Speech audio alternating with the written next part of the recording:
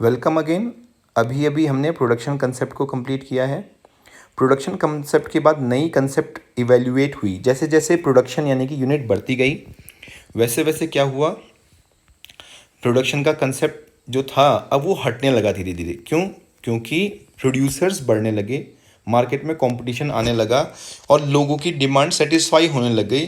तो जैसे ही प्रोड्यूसर बने and the large amount of the quantity available, यानी कि available in the market for the consumption, and the demand slightly goes down, और demand क्या होने लगी, कम होने लगी। तो लोगों का जो ध्यान था अब आ गया प्रोडक्ट में, यानी कि अच्छी क्वालिटी के गुड्स में। यहाँ प्रोडक्ट पे ध्यान दिया जाने लगा। प्रोडक्ट कंसेप्ट क्या बोलती है कि क्वालिटेटिव प्रोडक्ट होना चाहिए, यानी कि क्वालिटी होनी चाहिए। कंपटीशन बढ़ गया ना, अब एक ये दूसरे, पहले तो कंपटीशन था नहीं, तो जो प्रोडक्ट बनाया वो बिक जाना है। लेकिन अब क्या हो गया, लोगों की डिमांड जो है वो तो उतनी है, लेकिन प्रोडक्शन बढ़ गया। तो कॉम्पिटिटर किस तरह से आगे बढ़ें, किस तरह से अपना सामान बेचें, तो वो प्रोडक्ट पे फोकस करने लगे। As a result of the emphasis on production capacity during the earlier days, the position of supply increase. Supply बढ़ गई over a period of time. Supply बढ़ने से क्या हुआ, डिमांड तो नहीं बढ़ी ना, डिमांड तो उतनी रहेगी। With the increase in the supply of the product, customer started looking for the product which were superior in quality. लोगों की डिमांड, लोग क्या करने लगे, अब अच्छी क्वालिटी का गुड्स ढूंढने लगे, क्योंकि मार्केट में कई तरह के प्रोडक्ट मार्केट में आने लग गए और उनके नए नए फीचर्स होने चाहिए, परफॉर्मेंस एंड फीचर्स। तो क्वालिटी, परफॉर्मेंस एंड फीचर्स, तो यहाँ पर को प्रोडक्ट का मेन कंसेप्ट में क्या आ गया, now product concept focus on the quality goods, performance and their features. Different different feature provide किए जाने लगे। The emphasis of the firm shifted from quantity of the production to quality of the product. Product improvement become the key to profit maximization of a firm under the concept of product orientation. Product orientation के according product पे ध्यान दिया जाने लगा। अब production पे ध्यान नहीं दिया जा रहा था। प्रोडक्ट किस तरह से अच्छी क्वालिटी का हो, किस तरह से वो कस्टमर को तरह तरह के फीचर्स प्रोवाइड कर सके, ये अब उनका मेन एम होने लग गया था। अब प्रोडक्ट कंसेप्ट में को पूरा होने के बाद फिर क्या आ गया, सेलिंग कंसेप्ट। सेलिंग कंसेप्ट क्या था, मैंने बोला धीरे धीरे धीरे धीरे कंपटीशन बढ़ने लग गया। कंपटीशन बढ़ने लगा तो कुछ प्रोड्यूसर्स, कई सारे प्रोड्यूसर्स ऐसे थे जिनका सामान ही मार्केट में नहीं बिक रहा था, क्योंकि कस्टमर्स के पास कॉम्पिटिटिव प्रोडक्ट अवेलेबल थे, नए नए तरह के फीचर्स थे, तो सबके प्रोडक्ट तो नहीं बिक पा रहे थे। तो अब क्या हुआ, सेलिंग कंसेप्ट में सेलिंग कंसेप्ट सामने आई। फिर धीरे धीरे जैसे जैसे आगे को बढ़ते गए, the increase in the sales results in increase in competition among the seller. जैसे मैंने बोला कंपटीशन बढ़ने लगा। The product quality and the availability did not ensure the survival. Product की क्वालिटी या और अवेलेबिलिटी बिजनेस को सर्वाइव नहीं कर सकता था, क्योंकि मार्केट में कंपटीशन इतना ज़्यादा था कि आपका प्रोडक्ट बिक जाएगा इसकी कोई गारंटी नहीं थी। तो कह रहा था कि ग्रोथ ऑफ द फर्म की ग्रोथ के लिए the large number of the sellers selling product qualitative product बेचे थे सारे के सारे। The focus of the business firm shifted to pushing the sales. यहाँ पर को ध्यान रखना, पुशिंग द सेल्स। यहाँ पर को क्या करेंगे, एग्रेसिव सेलिंग टेक्निक। बस इसका एक ही मेन पॉइंट यहाँ पर कहा जाता है, now the seller and the producer introduced or emphasized on the aggressive selling techniques with the view to persuade, lure or coax the buyers to buy the product। यानी कि वो किसी भी तरह से बायर्स को उस प्रोडक्ट को खरीदने के लिए विवश करना चाहते थे प्रोड्यूसर्स। किस तरह से, नए नए ऑफर्स देकर, 3 के साथ 4 फ्री, अच्छी क्वालिटी का 20% एक्स्ट्रा, जो आजकल भी चल रहा है। तो एग्रेसिव सेलिंग टेक्निक, या तो अच्छे सेलर्स को मार्केट में बेचकर एजेंट रखे गए, बहुत सारे क्या रखे गए, बीच में मीडिएटर्स रखे गए, जो कि आपके प्रोडक्ट को, यानी कि कंपनी के प्रोडक्ट को, इंडस्ट्री के प्रोडक्ट को बेच सकते थे। तो यहाँ पर को ध्यान किस में दिया गया, सेलिंग कंसेप्ट में, एग्रेसिव सेलिंग टेक्निक में। कोई भी ऐसी टेक्निक जिसके थ्रू कोई प्रोड्यूसर अपना सामान बेच सकता था, वो सेलिंग कंसेप्ट का पार्ट हो जाता था। तो ये था तीसरा कंसेप्ट। ये देखो इसमें बता भी रखा है किस तरह से सर्च किए जाएंगे। अब आगे आते हैं मार्केटिंग कंसेप्ट। सेलिंग कंसेप्ट में क्या होता था, सेलिंग कंसेप्ट में just delivery of the goods from the, जिसे बोलते प्रोड्यूसर टू द बायर। अब उसमें ये नहीं देखा जाता था कि क्या वो उससे खुश है या नहीं है। आपने एक बार सामान बेच दिया एग्रेसिव सेलिंग टेक्निक का इस्तेमाल करके, चाहे ऑफर देके, चाहे कुछ करके, लेकिन हुआ क्या इसमें कि आपकी गुड्स को क्या वो दोबारा लेगा या नहीं लेगा, इस बारे में जोर नहीं दिया जाता था। अब सिंपल बात यह है कि कस्टमर को आप एक बार तो चूना लगा दोगे, एक बार तो जैसे तैसे उसको बेवकूफ़ बना के या सेलिंग टेक्निक का इस्तेमाल करके आप सामान को बेच दोगे, लेकिन इन नियर फ्यूचर वो दोबारा आपका प्रोडक्ट नहीं लेगा, because he is not satisfied with your product. Now he will become shifted to the another product because the competition already there.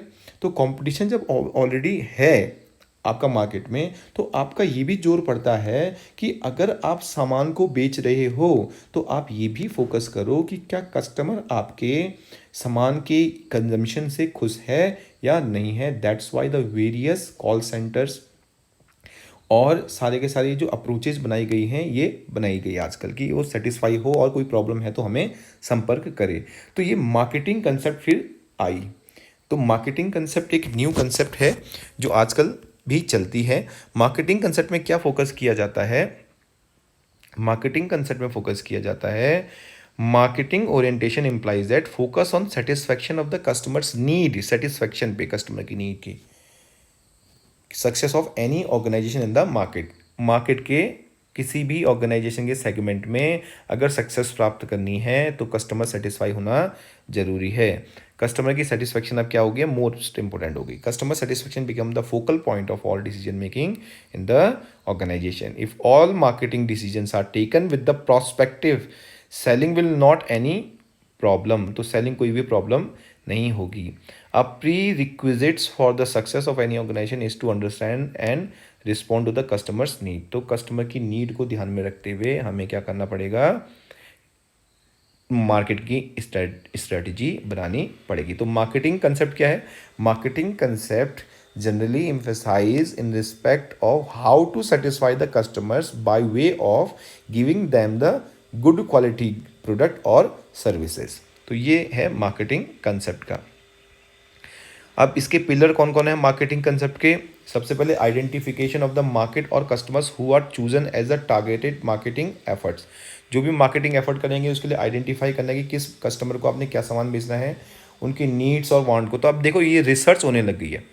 ध्यान रखिएगा, मार्केटिंग कंसेप्ट पहले रिसर्च नहीं होती थी कस्टमर के बारे में, लेकिन मार्केटिंग जब से कंसेप्ट आई है तब से यहाँ पर कुछ रिसर्च होना शुरू हुआ है. रिसर्च मतलब प्रोडक्ट बनाने से पहले.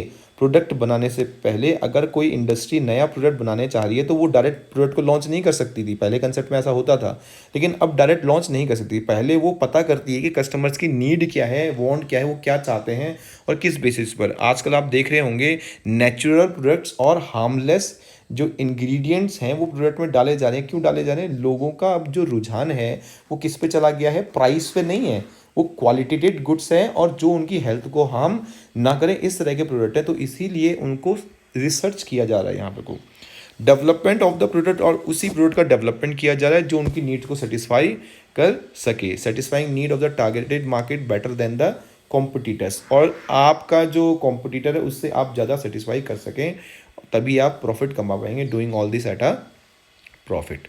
एक नई कंसेप्ट और सामने आई है, सोशिएटल मार्केटिंग कंसेप्ट है. तो ये भी मार्केटिंग कंसेप्ट, लेकिन इसमें क्या होता है कि ऑर्गेनाइजेशन हैज़ यानी industry has to focus those जिसे बोल सकते हैं कि दोज मैटर्स और those factors so that the society can not be harm through the these production और these industrial product.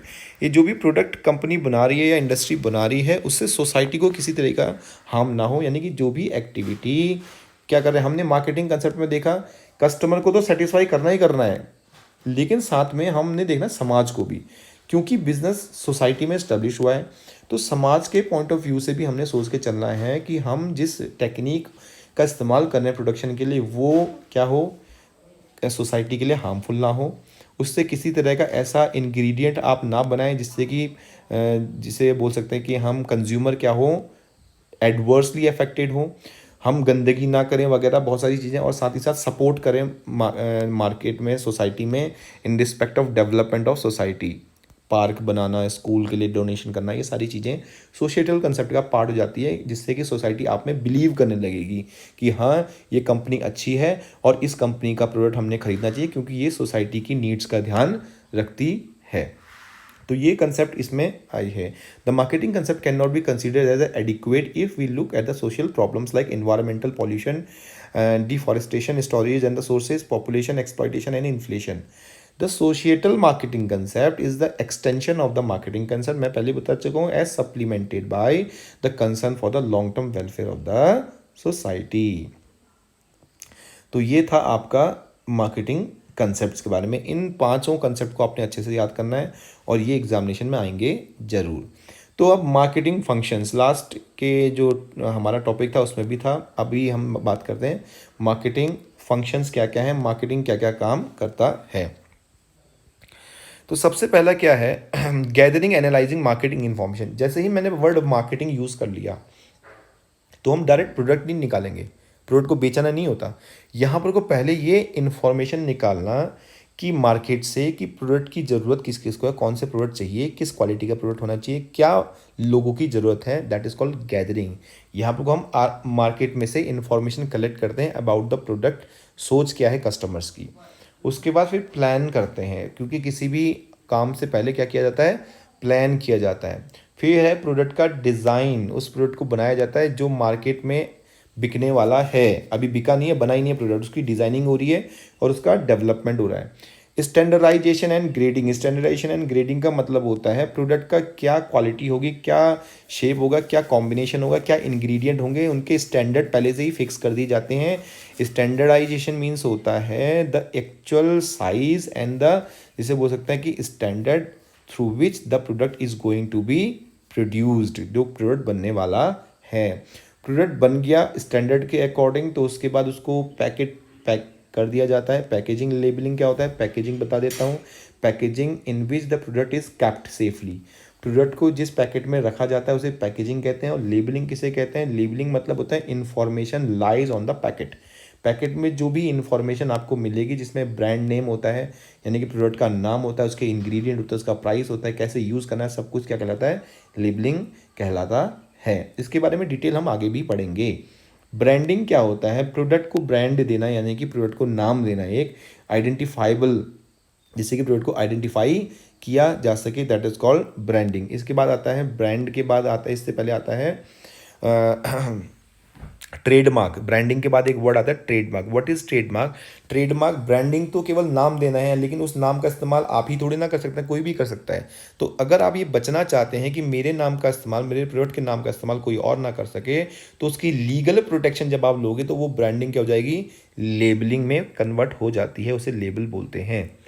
Customer support service, आजकल कस्टमर्स को ध्यान रखना है कि वो सेटिस्फाई हुए नहीं, उनकी प्रॉब्लम क्या है, तो कस्टमर सपोर्ट सर्विस का भी इस्तेमाल करना है। प्राइस डिटरमाइन करना है, प्रोडक्ट का क्या प्राइस होना चाहिए, कैसे डिसाइड होता है, मार्केट में सप्लाई, और ध्यान रखना है आपको पहले इकोनॉमिक्स में पता होगा प्राइस कैसे डिसाइड होता है, डिमांड एंड सप्लाई के बेसिस पर। फिर है प्रमोशन, प्रोडक्ट को किस तरह से बेचा जाए, उसका प्रमोट करना है, वेरियस एडवर्टाइजमेंट, पर्सनल सेलिंग वगैरह चीज़ें यहाँ आ जाएंगी। अब प्रोडक्ट बन गया, प्रमोशन की स्ट्रेटेजी तैयार हो गई, लेकिन प्रोडक्ट कस्टमर तक कैसे पहुँचेगा, प्रोडक्ट कस्टमर तक कैसे पहुँचेगा, क्योंकि अभी तो वो फैक्ट्री में ही है। तो आता है फिजिकल डिस्ट्रीब्यूशन, मतलब हमने उन मेथड का इस्तेमाल करना है जिसके कारण आप प्रोडक्ट को फैक्ट्री से कहाँ तक पहुँचा सकें, जिसे हम यहाँ पर को जीरो चैनल भी बोल सकते हैं, या सिंगल चैनल भी बोल सकते हैं, या डबल चैनल भी बोल सकते हैं, जिसमें रिटेलर, होलसेलर, एजेंट वगैरह शामिल होते हैं, जिनके थ्रू आप प्रोडक्ट को कस्टमर तक पहुँचाते हैं। Transportation, movement of the goods from the one place to another place, that will be happen through only by transportation. And last one is storage, to keep the product for the future consumption, तो storage में warehousing आ जाएंगे। इसके बारे में detail आगे देखिएंगे।